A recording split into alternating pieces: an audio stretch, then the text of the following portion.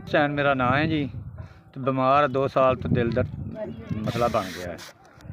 गरीब आदमी है जी। तो आ बच्चों के गोलियां गोलियां टाफियां रखियां रोजी अपने वास्ते।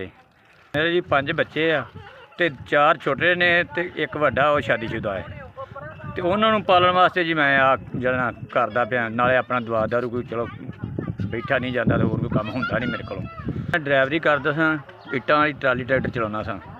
तो मैनूं अटैक हो गया। फिर अटैक होने के बावजूद फिर उन्होंने मालका ने ना उन्होंने कोई दवा दारू भी लैके देंदे रहे आ। फिर उन्होंने थोड़े को पैसे मैनूं दित्ते तो उहदे विचों कुछ दवा दारू की लिआंदा ते कुछ अज मैं ला लिया टाफियां टूफियां।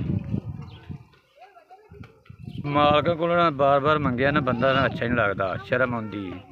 तो फिर ਜਿਹੜਾ ना मैं माड़ा मोटा निजाम अपना जो उन्होंने को लैके एक बारी फिर मैं चलाया। मैं अपना थोड़ा बहुत हेल्प करता रहा। मैं मेरे को ना माल बहुत घट है। मैं चाहुंदा भी चलो उन्ना को मेरे को माल हो जो मैं चलो मेरे बच्चे पालते रहन कोई थोड़ा सौदा तो अगों मेरे को लिया नहीं जान दिया, तफीक नहीं पैंदी पई। अल्लाह मियां जी तुहानूं तंदरुस्ती देवे, अल्लाह पाक तुहाडे बच्चों नूं तंदरुस्ती देवे जी। तुसीं मेरी हेल्प कीती है, 5000 रुपया दिता तुसीं मैनूं, अल्लाह पाक तुहानूं तफीक होर देवे गरीबां नूं देण दी जी। भैन भरा ने मैनूं भेजे पैसे जी, अल्लाह पाक उन्हां नूं सेहत देवे, अल्लाह उन्हां नूं तंदरुस्ती देवे, रब उन्हां दे बच्चे जींदे रहन जी, अल्लाह पाक उन्हां दे भैन भरा जींदे रहन, अल्लाह तंदरुस्ती देवे उन्हां नूं।